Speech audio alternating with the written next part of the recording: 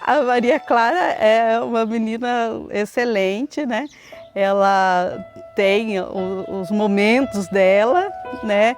Mas ela é sempre muito animada, né? Ela é muito ansiosa, né? Que nem a gente ia fazer o sorteio ali, ela já faz já, porque eu sou ansiosa, né? Então, como eu só tenho ela, foi difícil eu saber que ela tinha alguma diferença, porque a gente não tem comparação. Mas depois que ela começou a ir para a escola, os professores começaram a reclamar que ela não acompanhava, que ela fugia muito de assunto, ela não conseguia se concentrar nas atividades e pediram para mim buscar apoio, buscar ajuda. Assim eu comecei a levar ela e ela teve o diagnóstico de TDAH. Então, eu venho acompanhando ela desde os aventureiros, né? Ela é muito falante, né? Ela conversa e ela é muito espontânea também, né? Ela não guarda para depois. Mas assim, ela se sociabiliza bem com as meninas, tudo. Não tivemos problemas em relação a isso. A Maria teve muita dificuldade e a questão da pandemia atrapalhou bastante. Como eu trabalhava, eu tinha que cuidar da casa e dela, era difícil fazer com que ela fizesse as atividades. E isso atrapalhou bem mais o aprendizado dela. Até que eu fiquei sabendo que na igreja adventista teria um reforço toda segunda noite e que qualquer um podia participar. Aí eu comecei a levá-la. Maria, me fala seu nome completo. Maria Clara Barbosa. Você era aventureira antes? Sim. Como era ser aventureira? Normal. Me fala o que você fazia lá. A gente brincava e conhecia Deus mesmo. É? Uhum. Você gostou de ser aventureira? Gostei, era bem mais fácil um pouco. Por que você gostava de ser aventureira? As brincadeiras, conhecer mais Deus, porque naquela época eu não conhecia nem um pouquinho de Deus. Não? Não. Quem te mostrou Deus?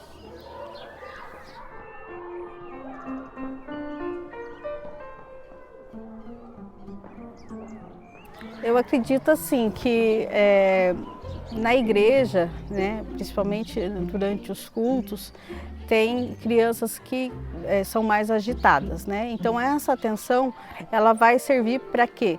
Para a criança ela se sinta acolhida, né? Porque o que as pessoas normalmente tendem a fazer é não ficar muito perto, né? É querer que a criança se mantenha em silêncio.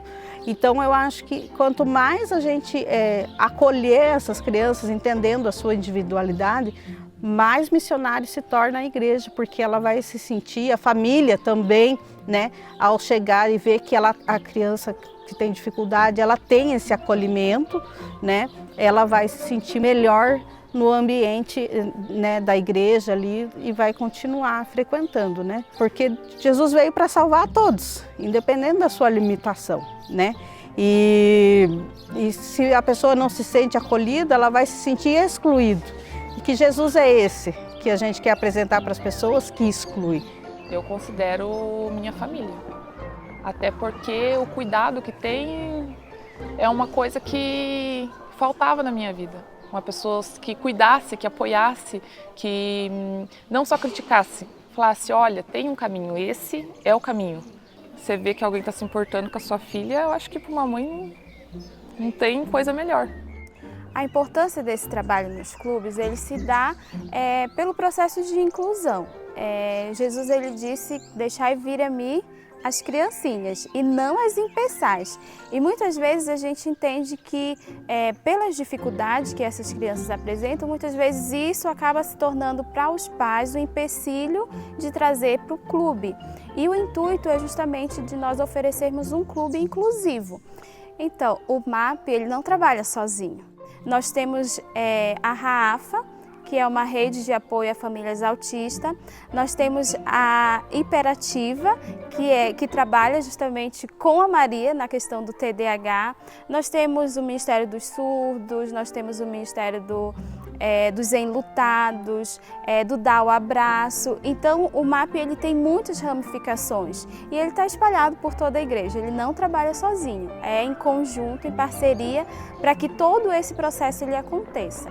O projeto de parceria, né, MAP, Desbravador e Aventureiro, é justamente para isso, para que quando houver uma dúvida, o que eu vou fazer com essa criança, saber onde recorrer. Opa, eu tenho alguém quem eu possa recorrer para orientação, para informação e até mesmo para material.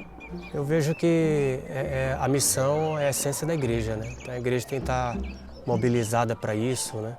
A igreja tem que estar envolvida, o nosso papel como líder é motivar, incentivar os irmãos que eles têm que viver a missão, né? E eu vejo a missão e a mobilização como um método de Cristo, né?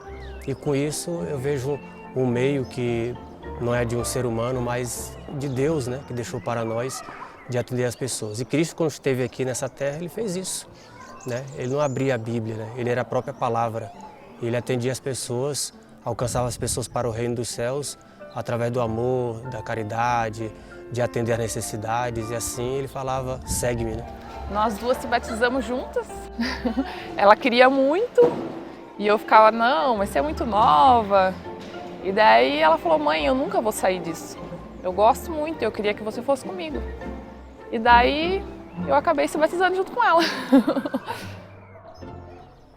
E você tem muitos amigos no clube? Poucos, mas até que eu tenho. Poucos? Poucos quantos?